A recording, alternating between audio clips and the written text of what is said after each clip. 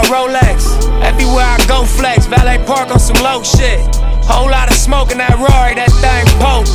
Burning rubber, wearing cameras, they was undercovers. Under pressure, made statements turned on their brothers. Never judge you, but the streets will never love you. I wonder what it come to in your brain for you to run to.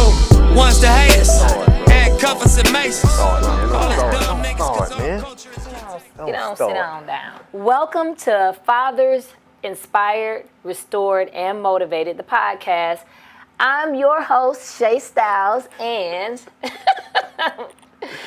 I have the pleasure of introducing the inventor, the whole person who discovered and came up with the concept and the idea of the firm, the podcast. So, what's up, Nick? What's going on, Shea? You ready? You on the hot seat today? It's interesting. How you feel about that?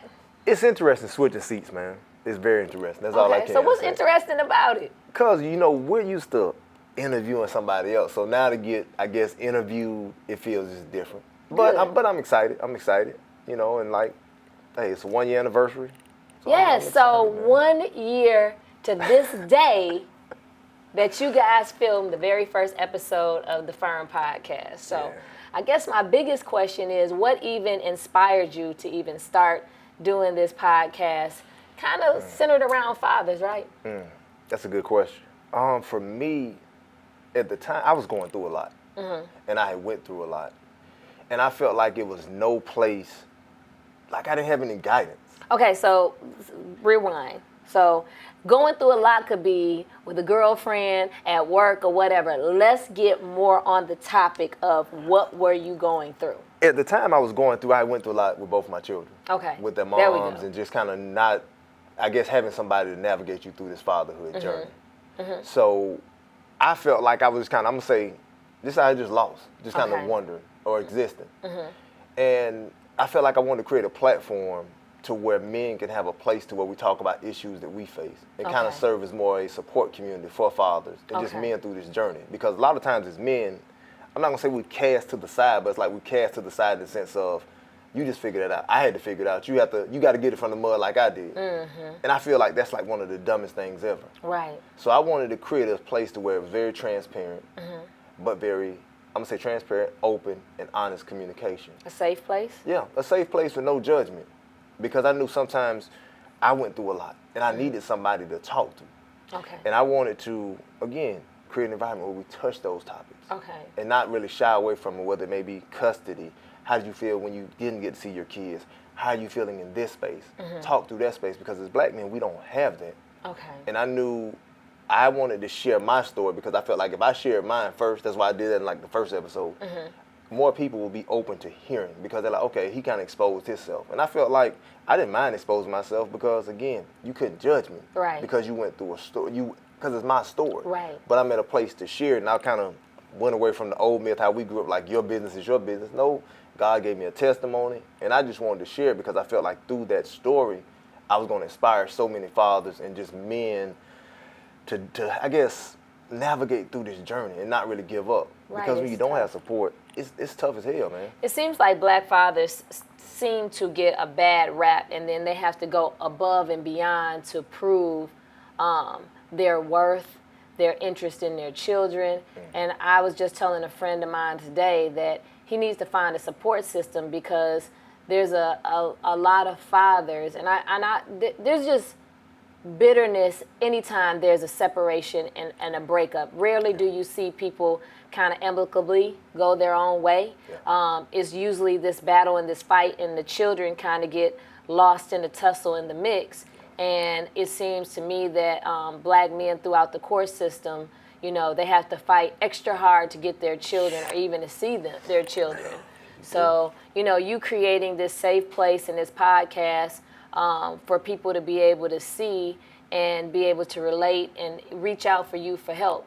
One of the things that I wanted to ask you about was, what was your biggest aha moment for the podcast? Like, what made you be like, this really works. This is it. Oh, man. It was so many. I just need one. I don't need many. The biggest, I would say right now, at the top of my head, was when you were getting text messages or emails just saying thank you. because you knew people were listening. Okay. And you know people needed it. And you had a lot of my partners, even like a lot of females, they were just tuning in, but mainly guys just saying like, hey bro, I needed that. Man, like y'all on point, like you and Charles, like y'all doing a phenomenal job, bro. Like y'all really touching some things that we're dealing with. And y'all kind of the voice for the people. So they looked at that, then it was more like, bro, I never knew you were going through that. Right. Like, damn, you handled this in such a graceful manner. So I think that was the biggest aha, just like the support, and mainly from men, because a lot of times men, it takes a lot for men to even express to another man like, hey, I appreciate what you're doing. Right. And again, through this, that's what we're trying to create, the way like, it's okay for you to tell a brother, hey man, thank you for this, or I appreciate you for this. Now, I heard you mention a gentleman by the name of Charles. Yeah. I had the pleasure of meeting Charles. Can you tell me his position? He's not here today, but tell me what role that he's played in the firm. Man. He's Being taking a dad. care of some dad, dad business. Real dads, man. We do real things. So he's taking care of some dad business. Charles' role, man, he's the co-host. He's my co-host. We actually linked up on the first episode because my initial thoughts were I was going into this podcast by myself. Like, okay, I'll bring him on just to interview me, kind of how we're doing now. And the chemistry was really good. And we had known each other for years, and we used to just throw around so many fatherhood topics and just talk in general about fatherhood. And so once we did the first episode, it's like, hey man, I want you to do this with me moving forward. Would you be interested? So we just clicked and we kind of rolled from there, man. I mean, we've been through everything during this journey. When I tell you everything, man, we've been through everything. But the beauty of it is we got a passion for it. And we want to inspire fathers. We believe in the work, and we just know what's needed in our community. All right, so it's been quite the roller coaster ride with you and your partner in crime. So the question is, out of all the episodes, since it's been 1 year ago today, what has been your favorite episode so far? I know you don't have to tell everybody it was with me, right? I get it, it was with me, but aside from the episode with me, that. You know, I'll say you outside of that one. Aside from the episode with me, what was your favorite episode? Favorite episode, man, there's so many.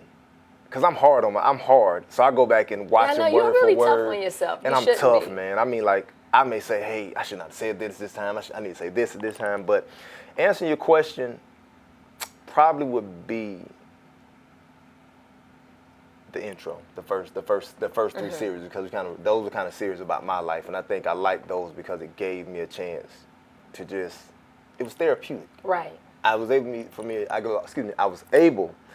just to get out some of my feelings and share some things and kind of put it out there. And I think just kind of putting it out there in the universe, so I was kind of letting go. But outside of that one, changing the narrative about fatherhood. I think me and Charles having that conversation, because that was a very in-depth conversation. But the conversation touched on so many things because it identified the things that people say about us. And we kind of discussed, hey, these stereotypes, they say we don't care about children. We discussed that. We didn't shy away from that and say, no, we don't. No, we have to do a better job of that. So we addressed a lot of those tough issues. Okay. And I think that was one of my favorites because, again, we hit those issues. We didn't shy away. What are all the stereotypes you think about black fathers? Okay. I mean, this is what we are and this is what we aren't. Right. I mean, I've been told that I'm an alien because I came up in a whole different household. So how I view black men and black fathers is not your average. I mean, I feel like I put them on a pedestal. I think they're the greatest men ever, so it's just funny how in different people's eyes, how they see things differently. But let me ask you that though. Why do you hold black men in that pedestal, or black fathers? My father is he was an amazing man, to me growing up, still is a great father. And then my parents had a convenience store, so I was around other men that were like, that was helping my dad run the store, and they were just good guys. They protected me. My uncle, which was, he's not my blood relative, but he was my dad's best friend. He is a good guy, so I never saw black men in any other light other than, I'm kind of like, what is everybody talking about? What's the problem? So that's how I grew up. So this love that I have for black men is untainted. I don't have any issues, and anything that I've gotten along the way, it was because of my relationships, and I understand with people with conflict and matters of the heart. So I never took it personally, like, man, ain't nothing. I just got it, that we were growing up and maturing and going through growing pains. So my view is different. See, that touched on another thing, though, even though you talk this podcast. A lot of women tune into our podcast, and a lot of things that we talk about, they're like, I would have never thought that.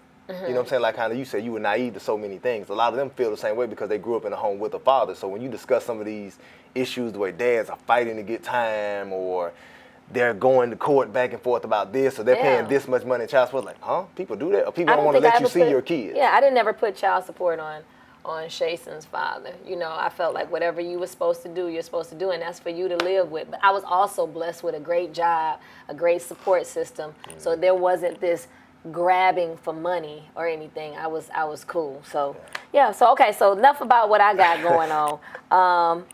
So what opportunities have opened up from launching the podcast? That's what I want to know. What lanes have been open for you? What great things have happened in lieu of? Man, a lot of speaking engagements. A lot of speaking engagements. People often want us to come in just to talk about the story and encourage fathers. So I think that's been the biggest thing. Just a lot of speaking engagements, opportunities to meet a lot of fathers. We actually launched a health and wellness series, kind of where we've done some pop-up fitness programs to where we wanted dads to come out, just kind of get dads more involved. But due to COVID, we missed a lot of opportunities too, because I think what we do is more in person. Right. So we've been on a couple panels discussing the fatherhood journey.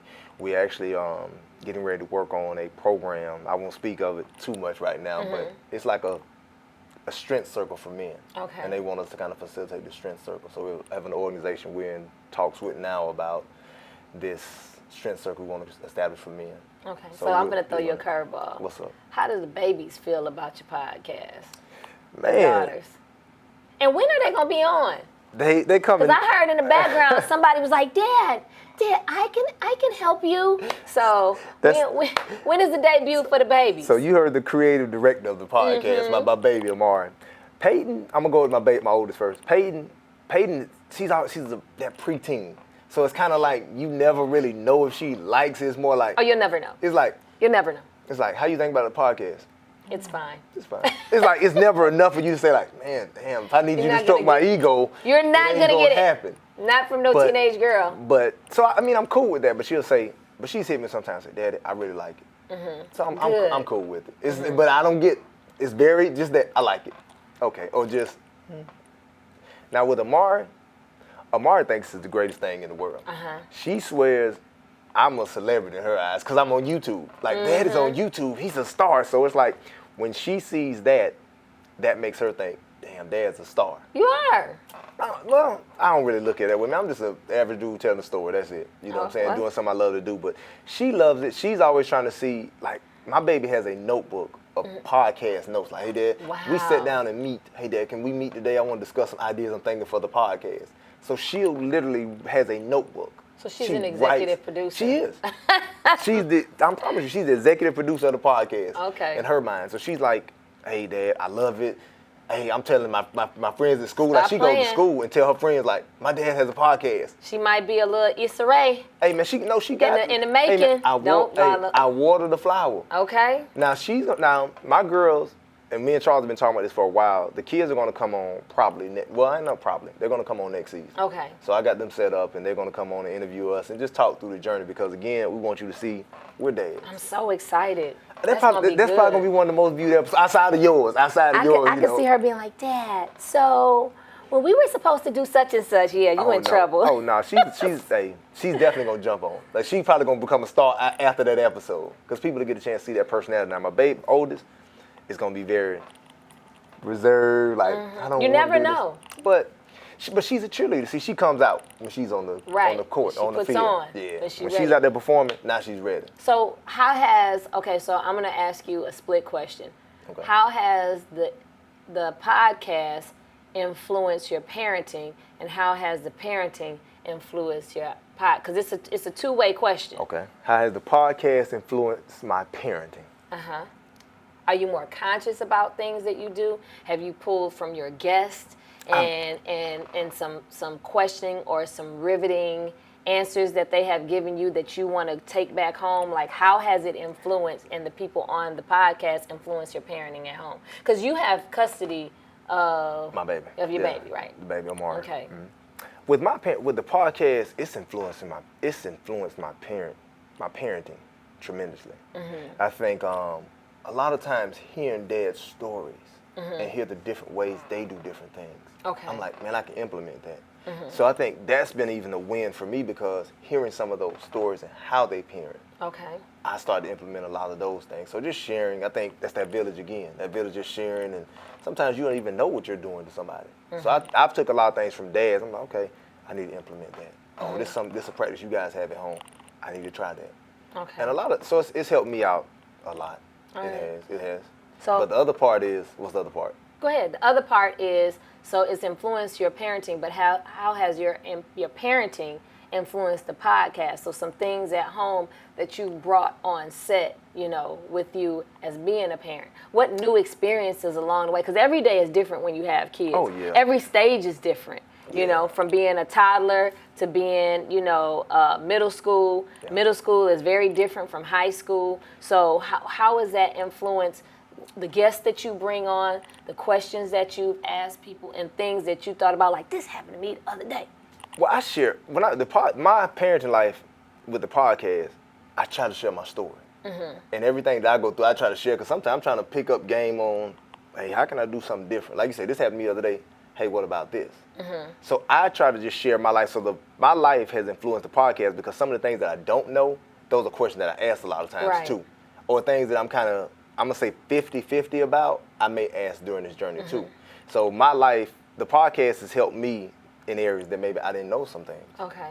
So I think that's it for me, just asking questions. So would you consider the podcast a form of therapy? Hell yeah. Okay. Oh man, it's therapeutic like hell for me. And do you think your babies are benefiting from the podcast too? I do because I think they get a better version of their father. Because I think I get a chance, like you say, therapy. I get a chance to release some things. I get a chance to help some people. So it's like a win-win. Like I often feel like this is the space that God wants me to be in. Okay. I just think you have to. I'm still navigating through this. I'm gonna say through this sea to find the right path. But I think this is the direction He wants me to go in. So you feel like this is part of your purpose? Yeah, definitely. I feel like that. I do. Because I feel like He gave it to me, and I feel like what I've been through is, again, designed to share. And I think the way it's shared definitely can touch people and inspire them. Because I try to be as raw and as transparent as possible. Because I think I don't want to give you a story the way it's sugar-coated. I want to give you something very real. And I think anything I've been through, you know it. Okay. You know what I'm saying? It's kind of like when you listen to rap. If I rap about certain things, but I've done those things, my credibility goes through the roof. Right. So everything that a father's been through, I've been through that. I've been through, they taking $600 a month out my check before I get it. Or they taking $1,200 a month out my check before I get it. The feeling of how do I win when they taking so much? And that's why I tell people, like, even when they did that to me, that was like a blessing in disguise. Because they took this money, but God just seemed like He just gave me so much more money. Then I bought my house, and I was just having more money. When they were taking more money out of my check, when I thought I couldn't make it, I was making it. Right. So that's the testimony through that piece. Okay. But I know I'm doing this work. I know I am. So been a lot of inspirational moments while you're doing your podcast. What has been the most shocking moment? Like you be like, did this so-and-so say that? Cut the film. We're gonna go beat his ass in the back. I think, man, you know what? I think we had a dad on one of the Win Wednesdays, and because it's live. Wednesdays is live, so there's live. no controlling what somebody might say or editing or anything. But he didn't say anything bad. It was just like listening to a situation.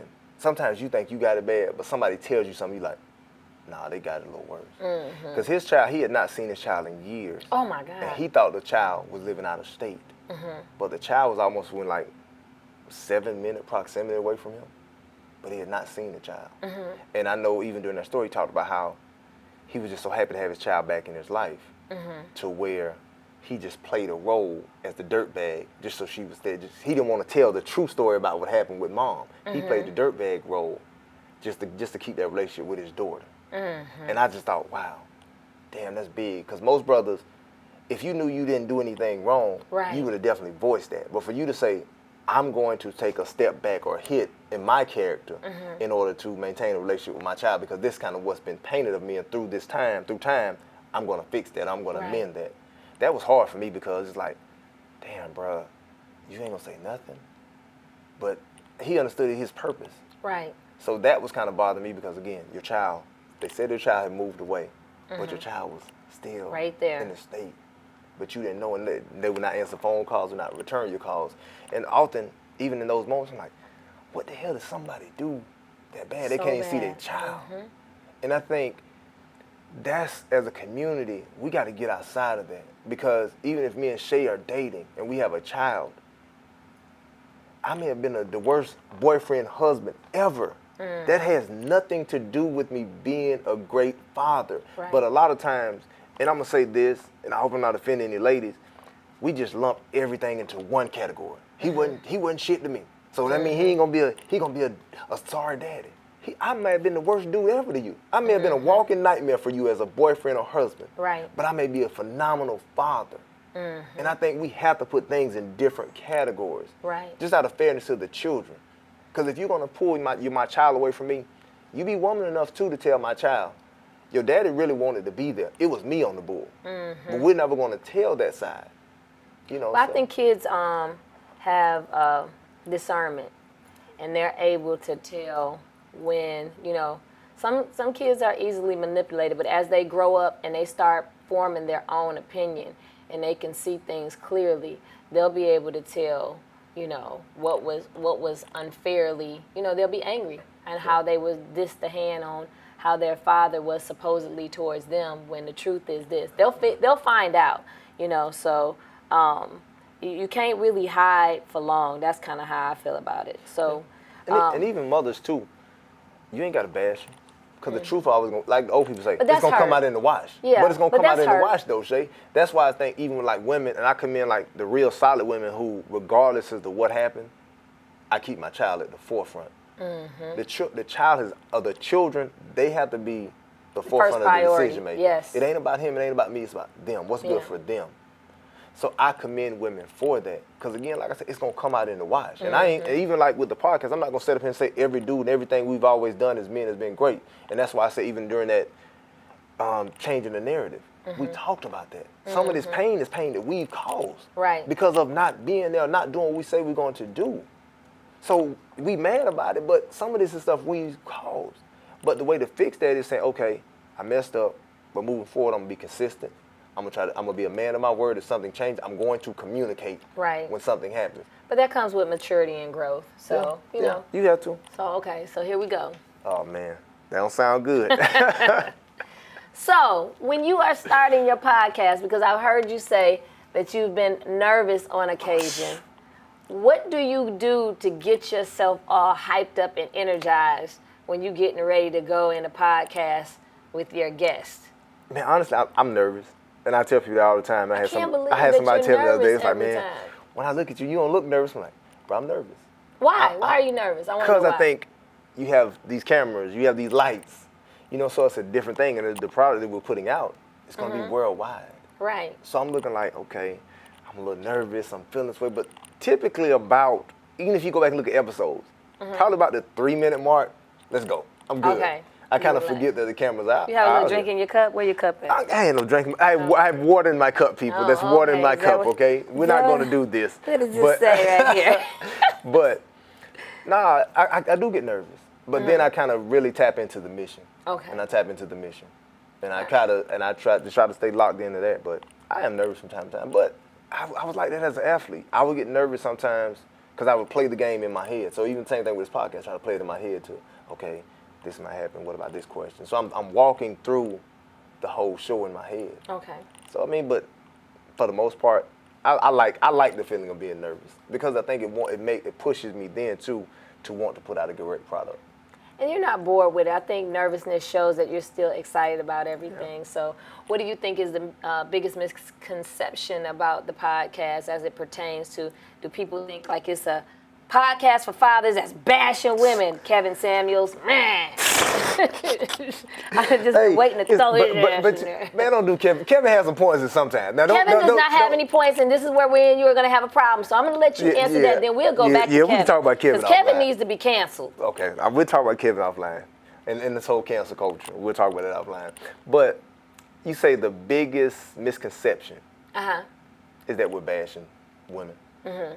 Because I had I had one of my, but it's not. Mm-hmm. No, I'm not saying it is, but that's one of the biggest misconceptions. Yeah, people. The biggest misconception is that it's to bash somebody. And it's not. Because I even had one of my guys hit me, and I wanted him to go on the Win Wednesday. And he said, bro, I don't really have no drama. I can't really be on y'all show. And I say, damn, that what you think? I'm like, we want to hear the good stories. I'm like, we want to hear the good stories. Because what we try to do even on the Win Wednesday is highlight a father who's kicking ass at fatherhood. It's like, bro, we're trying to give you your flowers while you're here. We want to say, hey, man, y'all say it's not a good black man. We got one on the show tonight that we're going to talk about. But I think what people hear is that, because we always ask this question, what was your most difficult moment? Or we ask some questions about co-parenting. And a lot of those questions, even when we ask you your most difficult moment, it's not for messy purposes. It's for someone to hear that and say, hey, be able to relate. I can relate to that. Oh man, damn, that's how you handle that? Okay, cool. I'm gonna implement this in my life. Right. So that's why, and that's what that's about. But people equate that as drama. Never once do you go on the show do we, oh man, baby mamas ain't this or this, that. No, I'm not gonna do that. That ain't this place. Because that's not what it's for. It's really to serve as an outlet for men to express their feelings. And even for women who may listen and say, damn, I didn't think about it like that. I never think about that from his perspective. Or I didn't know it was like that. To be able to empathize. Yeah, we want you to be empathetic. We do. Empathetic, sympathetic, all of them. All of them, you take them all. We're going to take them all. But I think that's been the biggest misconception. And I don't want anybody to think that's this. Okay. This is just a platform, again, to where men are just talking about topics as relates to fatherhood, or these are just fathers talking about topics, because every topic is not always about fatherhood. Some topics are current events, trending topics, but mainly we try to speak around that parenting space, because we know, again, if we provide this community, or we provide a community where we create transparent conversations, we'll create better families, because regardless of what people want to say, men are needed in families. Oh yeah, absolutely. We are needed. Absolutely. And don't let these people trick you to think, I don't need no man. No, we're needed. Yeah, I don't even know where that comes from. Like I said, we had a discussion before, and I think it's a defense mechanism, you know, from the hurt. You really want somebody, but the first thing a person can say is, I don't want that, or I don't need that. You know, when in fact, that's probably something that they really, truly, and very much so want. So, you know, tying all this together, because this now, the Firm Podcast, has really, alongside with helping, it is a business as well. So what have you learned as, you know, a business owner of the podcast? What have you learned in tying that together? You know, fathers and business and the podcast. What have you learned from this? Man. On a business standpoint. Business side is that it's work. It's a lot of work. And because you got to lay this out. You got to put together a whole layout, and you got to stick to your times that you're showing, and you got to pay people, because now you are the boss. You got to pay. I think the biggest thing is that, you know, being consistent. Because I think that's one of the first things when you're starting a business, you want to be consistent, and you want to produce a quality product. Because that was always my goal out the gate, like, hey, when we do this, I want this to be high-end production. I want you, when you see it, I want you to say, man, that's dope. I didn't want anything where I felt like it was very half-assed. So I knew I wanted to put a quality product out. That's why I was very, I'm going to say, strategic in the planning, because I wanted to, my grandfather uses, I wanted to walk down the hill. Like he talked about with the bulls and the cows. I wanted to walk down the hill. That's a Colors reference if y'all haven't seen the movie for all you young kids. I didn't want to run. I wanted to walk down the hill. So I wanted to put out a quality product out the gate, and I wanted to be consistent. Right. I wanted to be consistent. I wanted to be a man of my word. If I said I was going to do it, I wanted to do it, regardless, even if one father showed up to an event. Right. We were going to still have this event, and we were going to give you the experience of 2,000 fathers. Okay. So I wanted to do that. So outside of the podcast, you guys have events for the firm too? Okay, we do. Gotcha. But I wanted to, even with this business piece too, I learned that it's a lot of things that I don't know. But I think that was a good thing, because it made me uncomfortable. So I had to connect with people, talk with people, have people tell me, hey, this is how you feel this out. Because I didn't know, and I wasn't afraid to not know. I wasn't afraid to ask. Like, even like, you know, me and you, I pulled up on you and said, hey, Shea, just chopped up about some business stuff, because as long as I've known you've always been a hustler or ran some type of business. So just kind of some of the pitfalls of this, because there's been a lot of pitfalls too during this process. It's been a lot, man. Like, it's a lot. But like I say, God is good, man. Yeah, I got a quote on my wall that says, entrepreneur is a person who builds the plane on the way down. So I'm always surprised how people feel like who are standing on the other side of business, they got it all figured out. See, this is what your problem is. You need to do this, this, and this.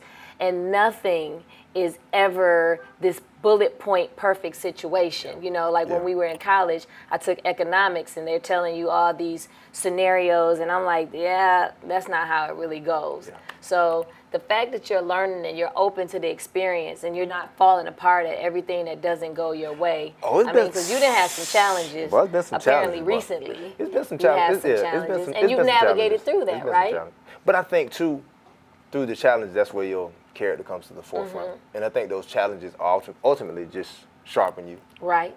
Because they make you better. I call it boot camp. Yeah, they make you better, bro. And I think, because sometimes when you look, even in business, we'll just get so accustomed to doing things the way we're doing them. And then when something happens, it shakes you up. So now Shea has to learn, or Nick has to learn a new skill. Like you have to go into that box and find something inside of you like, okay, let's go. That's right. We got this. We got this. And that's one of the hardest things. But to me, even the challenges, those have been the biggest blessings, though. Because I know God got something on the other side. It's a test, you know what I'm saying, more or less. It's like, hey, man, what you going to do at this test? Are you going to crumble or are you going to push through? Right. And if this is your mission, I'm going to test you because I want to see, do you want this? And if you want it, I'm going to give it to you, but I want to see what you're going to put in. So it's been a test. I think it's been we've gained a lot of people during this journey. We've lost a few during this journey. But that's the nature of the beast, too. That's right. That's the nature of the beast. That's right. So how do you find your guests? Man, I find guests from dads who I think are just really dope. I try to always find dads or guests who are, I'm not going to just say dads, it's moms too. Yeah. So I find the guests for people who I think kind of can relate to the topic. But then also we have, if you go on our website, firmpodcast.com, you can submit a guest. If you have somebody you want to be on the show, just send us over to them. Because I don't want to try to keep it to my circle. I want to expand to different circles. Right. Because I like to hear different people. Like one thing even with me, I'm a people's person. I'm a people's introvert. That's my character. That's what I define my personality as. I like you, but I'm cool over here. Yeah, I like people, but I like to be in my own by myself too. But I find guests just off of just the topics, who I've known, who I've talked to, but I prefer people to send guests too because I want to meet people. I want to get some of their experiences because I don't have all the answers. And I'm never going to play it, even as a owner of the business. Me and Charles never play it like we got all the answers. Right. No, I don't. That's so why I heard you got a super fan that you'll be interviewing coming up here. So who's my super fan? I thought you had a super fan. What's her name? No. Oh, Jazz. Yeah, Jazz is gonna come on soon. Jazz is one of our fans, like who's been tapped in for a while. Okay. Like Jazz has been tapped in for day one. People like you, Jazz, man, Tony, Joel, DJ. It's so many, man. Shout out. It's so many. I mean, I can go on for days. Like we have people who've been with us since day one, and I appreciate them so much, and we appreciate them because they've just encouraged us, and sometimes even too, they just don't even know what their words have done for us, like the words. And I think my partner said he has Blueprint Podcast. He just kind of hit me one day saying like, "Hey man, it's kind of like because I was kind of at a place." I wasn't questioning what we were doing, but sometimes when you're creating something, whether you have a business you want to do, people really want this service that I'm trying to provide. And he kind of gave me an analysis. He said, just like when you had your grandmother, when you were a kid, grandma would just cook a meal. Whoever wanted to eat, they would eat. But the meal was ready. Yeah. So same thing with the podcast. You do it. Whoever wants this message, you got it there ready for them and they can receive it. So that kind of inspired me to keep going because I'm like, okay. Just cook the meal. Just create the content. Whoever wants it, whoever likes it, they'll definitely rock with it. Okay. So let me ask you this. What do you see for the future of the Firm podcast? Do you see a franchise? Do you see a community center? What do you see coming up? I want to hear your year goal, your next year goal. I want to hear your ultimate goal. I just want to hear what, and you don't have to, like, I want to hear the end, like the end game is this huge, big thing. And then maybe next year we want to, our next step for next year is this. So do you have a 1 year, 5 year, 20-year plan? What do you have in store? Ultimate goal. I'm going to go ultimate first. I'm going to go high end. I want to create a center to where we provide resources for fathers, whether it may be counseling, employment, financial resources. Because I want to legal. Legal. I mean, that's what I'm saying, the financial piece. So I want to be able to, if a dad needs to go to court, I want to be able to get you representation. You know, so I want to be a one-stop shop for fathers. Okay. So that's, because I'm going to stay in that lane. And I'm not taking anything from women. I just want, or children or whoever, I'm just going to focus on dads. That's going to be my lane, like focusing on dads. So I would want to create, again, a resource center to help them in any areas they need help in, i.e. counseling, career, financial, legal. Curveball. What's up? Profit or non-profit? For profit or non-profit? Or that's still in the... It's still in... trying to figure it out. We got both. I got both registered. So I'm Okay. good either way. Okay. So I'm good either way. So we got both registered. That's one of the pieces we're trying to work through. Because sometimes with that non-profit space, that can be... Both of them are very interesting. You just got to pick a lane and just kind of get in that lane and drive that lane. I think... Still working through that. So I'm leaving that way. still working through that one. Okay. But that's a long-term goal. Okay. Short-term goal, I'm going to say podcast-wise first, keep doing content. But really, I would love to quit my 9 to 5 and just strictly do podcast stuff. Like I would love to, that just be my full time because it's something I'm passionate about. I think when you work for people, you push their agenda to where I'm in a space here to where I can kind of create my own narrative and push my own agenda. I'm kind of we're the end all be all as it relates to this podcast. So we can say, okay, we want to do this. We don't have to go through 50 million people to get something signed. Right. No, we can just move on it.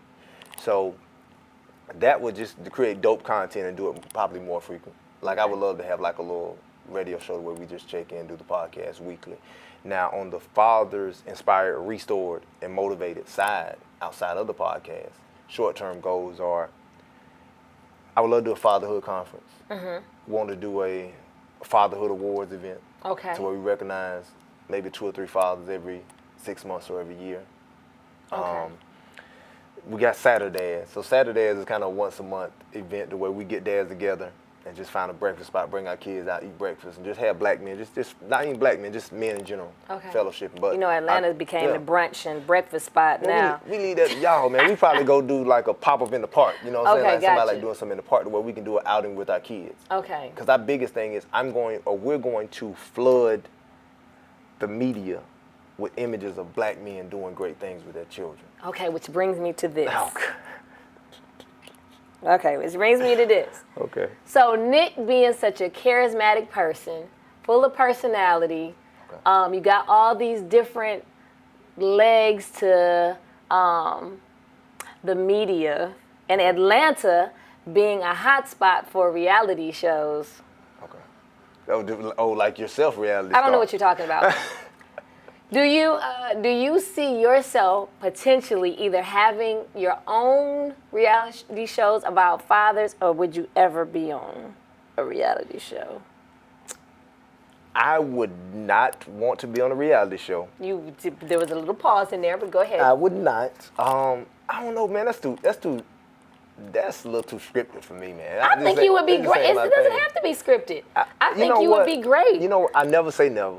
If it's the right opportunity, we can talk. I'll say that because you never want to say never. I would love to do a reality show on fathers, though. That would be dope. Just kind of show you, show you the day-to-day, to show you different dynamics. Because even like there's networks some out there of these ones that definitely have put it, it like together. nobody shows the raw, real story. Like I would love for you to show a dad like his struggles and just really walk through that path.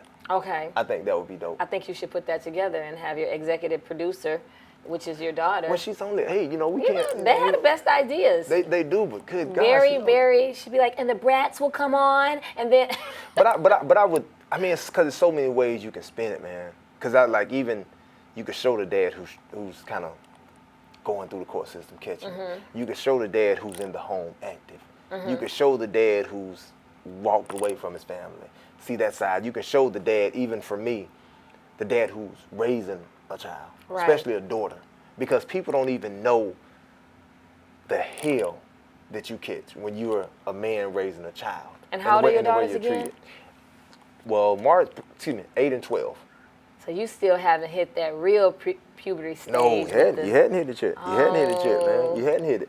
But it's just, I mean, so I would definitely be open to that, a reality show for dads, for that one. Now me, it just has to be the right setting. I would probably say no, but if it's the right setting and it's something that's always gonna put me in a good light, I'm good. Okay. I don't want to be on nothing where we fight no ratchet. I want to be on something. No, that's I think you control your narrative. Yeah. I mean, you control yourself. So what I learned about reality TV is there's some things that they can clip and flip and do, but for the most part, you control yourself. So, you know, people be like, well, they did this and they did that. Well, in that moment, you had opportunity to either take it up or take it down. Yeah. Now, they edit things all kind of ways, you know. I mean, I had a moment where I was like, what? And they made it seem like I was just so jealous about some stuff, but you never caught me, like, flying off the handle because I also realized my mom and everybody else was looking at me, so I just refused to. I was like, my mom paid good money, and my mom and dad paid good money for school and these teethuses, so the last thing they're going to see is somebody knocking them out or me acting a whole fool. Bro, you knock my teeth out, I'm done with the reality show. I'm done. If you knock my teeth out now, hell, I'm done. Yeah, I quit the internet. you a little bit of hell on Nikes. That's what you are. That's what I can say. So what is the biggest misconception about you, Nick, the person, the man? What is the biggest misconception about you as a person? Let's move the podcast. Let's move everything away from the individual. The biggest misconception, I would say that he's always good. Because I think sometimes when people meet you, they just kind of see you a certain way, like, man, he don't ever have no problems. He's always good. Oh, good like that. Because like you just straight. always kind of, your aura, how you move is like, it's going to be all right. And I think you just never really show a bad day. I think people just don't think I think that's one of the biggest misconceptions. Right. Because it's sometimes, like I deal with things like everybody else. But I think sometimes people feel like, well, he don't deal with nothing. He don't never really show that. Right.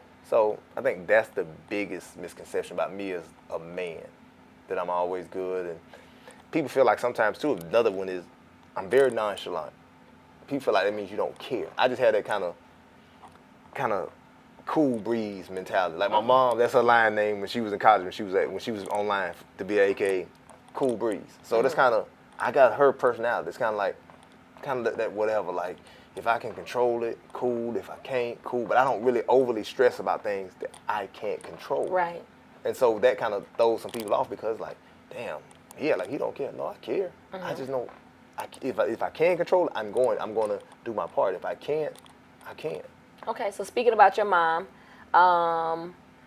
was your mom a single mom, or was she married, or? She was. My mom was a single mother. I want to say her and my dad got divorced when I was like around 7 or 8. Okay. So she pretty much was a single mother until I was like 23, 24. Wow. Then she got married when I was in college, and I ended up meeting my pops. Okay. Which, who stepped in, has been phenomenal.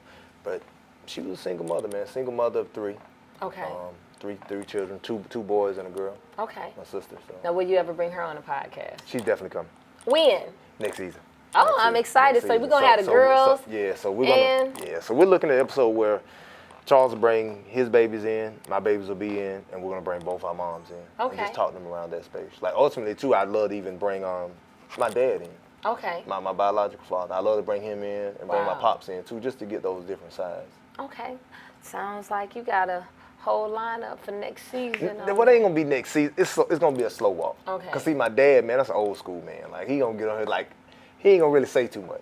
He ain't gonna really say too much. You'd be surprised old school man. Once you get him going. How many episodes have you had? Do you know how many episodes you've had in this last year? Podcast wise, we've had creeping up on 24. This season will make 24, but I think right now this episode here will make like 21. Okay. Like 21 episodes. So we had 3 seasons of podcasts. We've had about 4 of Win Wednesdays. Can you explain to me what Win Wednesdays is? So Win Wednesdays is a piece that we did to stay connected, to stay relevant. Because I know we're in the space of social media, so it's like, damn, Shea could do something this week, and next week she's considered old news. So you have to find a way to keep consistent content. So with us, the Win Wednesday piece was just something to fill in because we release podcast episodes every other Monday. So it's typically every first and third Monday of the month we release a podcast episode, unless we're in the middle of seasons. So when Wednesday would fall in on that second and fourth Wednesday of each month. So that's a piece designed on Facebook for us to just highlight a father. We go on Zoom, we go live, so whatever you see is whatever you get. Is very raw. Yeah. But we talk for typically about an hour. And we just talk through the fatherhood journey. So Wednesday, again, is just an opportunity to celebrate a father who's winning / kicking ass at fatherhood. Okay. So it's a lot of dads who, just maybe some average Joes, we go from working blue-collar dads to maybe high-end dads. We just want to touch a little bit of everybody. Okay. Because in our mind, everybody's a star. Everybody's a star. And so we take that very seriously because we know a lot of these kings, man, they get an opportunity to be recognized. That means a lot to them. Okay. So we just have that piece, and we try to make sure we do a tasteful piece. Okay. And we always portray them in the best manner. So I hear you saying stars. Have you had any celebrities on your show? To me, all the dads celebrities, just being honest. Come on, being honest, they're celebrities to me. Because to their children, they're the greatest thing ever. So they're celebrities to me. Okay. Because that's like, brother, I don't care if you ain't nothing else to nobody else. To your children, you're their world. Right. So they're celebrities. Now, as far as like what society deems as a celebrity, no. No? We haven't. It's coming. I mean, we haven't. I mean, it'll be there in due time. It's coming. It'll be there in due time. So how often do you have women on your show? Or is it more geared towards, we want to say, you lean towards the men, but we'll sprinkle a few women in there for fair effect? No, I have women on the show at least once every season. We have women on the show once every season? Yeah, at least once. So one time out of 21 episodes? No, out of 8. It's only 8 in the season. It's only 8. Golly, bro, once. I'm just asking so for a friend. We have women on the show at least once every season. Because a lot of times it's typically for the co-parenting episode. Okay. Because we want to get that other side.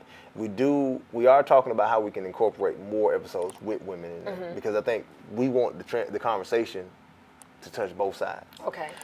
This season, actually though, season 3, we've actually had more women on the show than we've ever had. Because I know you've been on the show, twice this season? This will make twice. So you didn't have all of 2 times. Yeah. So we've had a total of about 4 women on the season, on the shows. Okay. Well, excuse me, women have made appearances at least 4 times. Okay. Okay. We'll work on getting some more. We're not sexist. We love you ladies. We love you ladies being on the show. Because, again, y'all give us a different perspective. We need to understand that. Like, I know we're working on something for the co-parenting. Hey, put yourself in my shoes. Because we want to talk about what we deal with, and also I want to hear what a woman deals with. Right. Because sometimes men, we think, damn, Shea always bitter. You don't understand why that mom is bitter. Okay. Because you don't understand what she's going through. Like, maybe you don't pick the child up. She's with the child 24/7, so yeah, she's a little frustrated. So we want to have a conversation around putting each other in each other's shoes. Yeah, you should have a round table. Oh, that's what it's going to be. Discussion. That's what it's going to be. Do a battle of the sexes. Yeah, it may be like a conversation and cocktail. You know what I'm saying? Yeah, so we drink and talk. After the cocktails get to flowing. How much of a conversation you really go have? Yeah, but it get a little raw then, it get a little X-rated, man. A little X-rated in the sense of the language, you know what I'm saying? Because some things may be said, like, oh, well, we ain't wanted to go that way. But again, that's probably going to be a big one.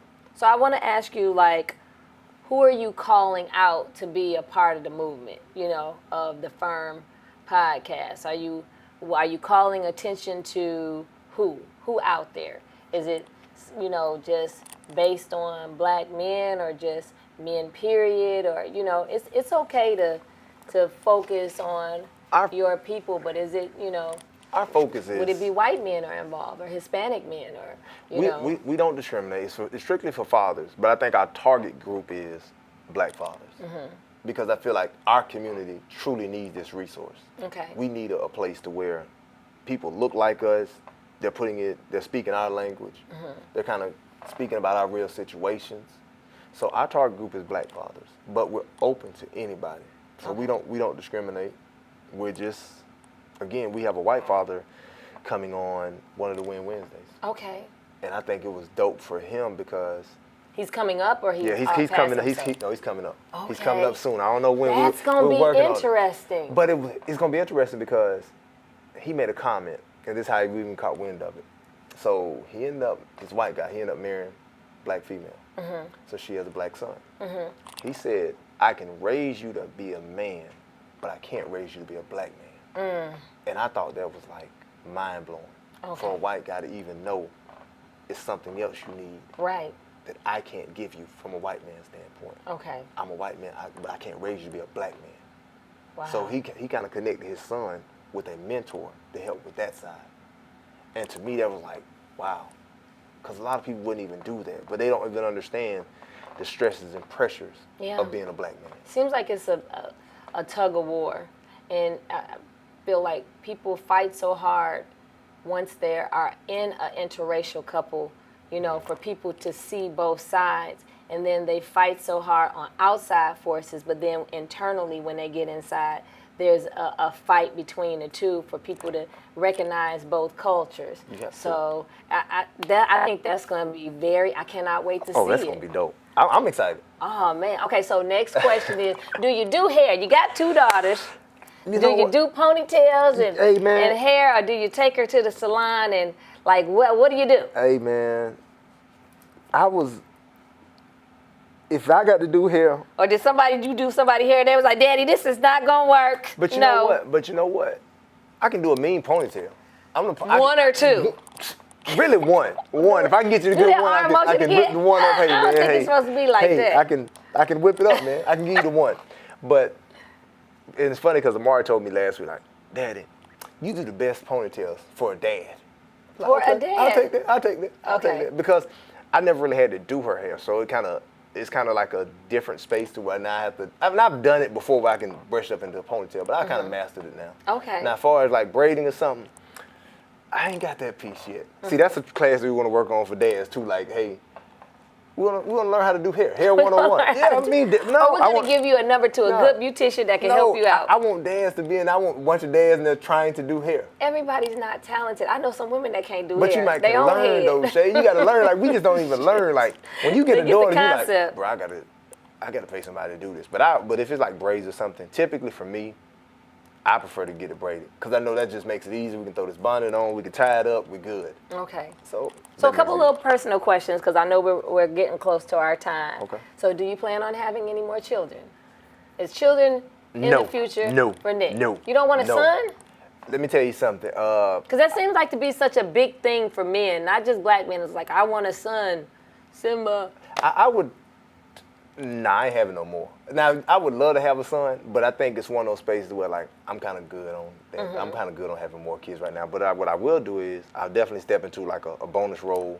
Okay. And definitely just be a phenomenal dad. Okay. Like, I probably won't have any more, like, my biological children, but I'll definitely enter a space to where someone has kids and be a phenomenal bonus dad. Okay. You know, so, I mean, and I'll view them as my kids, not, hey, that's somebody else's kids. No, those are mine.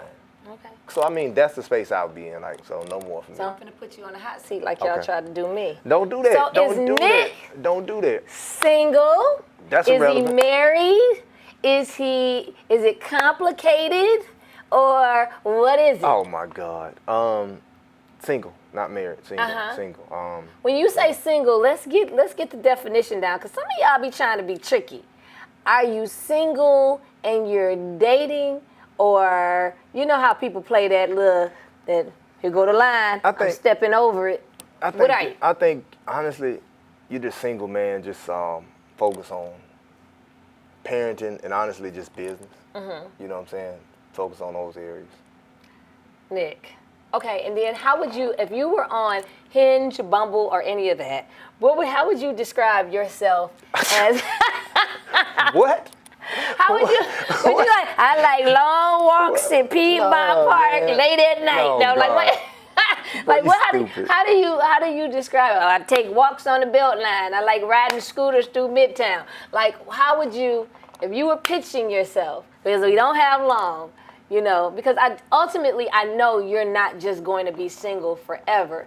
You're going to have to be some significant somebody to somebody. So let's just go ahead and Go right straight down through there. I know you've been waiting on me to do it. Bro, I didn't. What's up? There you go now. You put me in the hot seat. I'm over here sweating a little bit. What you want to know about my pitch?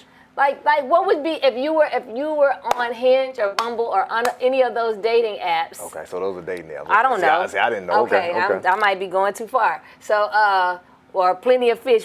How would you describe Nick? Again, a people's introvert, man. Oh my God, come on, Nick. Nick I wouldn't want to look at that and be like, oh, he's the people introvert.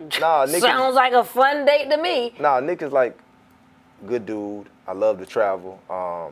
Simplicity means more to me than anything. I think you need a dating coach. So I think, but I may do, but simplicity means a lot to me. Like okay. I value the simple things. I love to travel. I love to shop. I love good company, man. If you're good company, I mean, that's kind of how I look at it. I'm like I said, I'm very simple. I probably would never really do a dating app because that ain't really me. Okay. You know what I'm saying? But I'm very simple. I enjoy simple things. Like a good concert, just even kicking it in the park. That's dope to me. All right. Well, we're gonna leave it off on there because I'm quite sure we're gonna peel back the layers later on. But getting ready to wrap this up. It has been an absolute pleasure in putting you on the hot seat. But I want you to just wrap this whole, the firm, what it means to you in the last, moments of our interview on this podcast. Okay. But thank you again just for sitting down with me. I'm going to say that first. Thank you. Yeah, you disrupted my whole day, but it's okay. One take right on the spot. But this podcast has been everything. It's been something to where I felt it's been therapeutic. It's been just an opportunity where I feel like I'm just really, again, doing what God has me here to do. I feel like I'm inspiring people. I feel like I'm being a vessel for change. I feel like just even having Charles on the ride, it's been a great ride. But it's just, it's everything, man. I think I'm getting at a loss for words because that's how much it means to me. And just being at a place to where I can just share experiences, gain knowledge from other fathers, and just create an environment to where we're making fatherhood cool, making it great, making dads who are not involved want to be involved. Because we create an environment where it's like, bro, it ain't never too late to show back up. We got this. So it means a lot to me. Like, it's probably one of those things, I think about it, I wake up with it on my mind, I go to sleep with it on my mind, because I'm always thinking of ways for us to be better and ways for us to inspire people, because I think the opportunity to touch people or to inspire people or to change someone's life should never be taken lightly. Because if somebody ever looks back and say, hey, Nick, that episode here just changed my family's life. Damn, I've impacted a whole family, or we've impacted a whole family by a conversation, by sharing our story. So I just love being in this place to where we can inspire people, because I think that's like, even Nip said it, it's like one of the greatest human acts, to inspire people. And I know I have a Kobe quote on my wall at home on my mirror, and I don't want to misquote it, but Kobe just kind of talked about the greatest thing we can do is put people in positions where they can see their own greatness, to inspire them to see the greatness within. Right. And so I kind of look at like this place is that space. All right, that's it, Nick? That's it. All right, well, I want to thank you guys for joining us on the 1-year anniversary of Fathers Inspired, Restored, and Motivated podcast with my guest here today. The guest slash. Guest slash the guy, the man, Nick. So thank you guys so much for joining us. Oh, baby, it's been so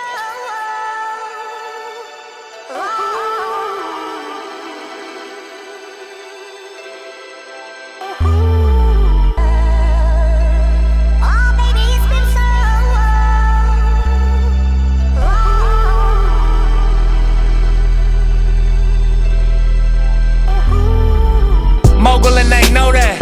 Logo on my flow mat. Courtside Chamberlain throwback match my Rolex. Everywhere I go flex. Valet park on some low shit. Whole lot of smoke in that Rory, that thing poke. Burning rubber. Wearing cameras, they was undercovers. Under pressure, made statements turned on their brothers. Never judge you, but the streets will never love you. I wonder what it come to in your brain for you to run to. One's the haters, handcuff us and maces. Call us dumb niggas cause our culture is contagious.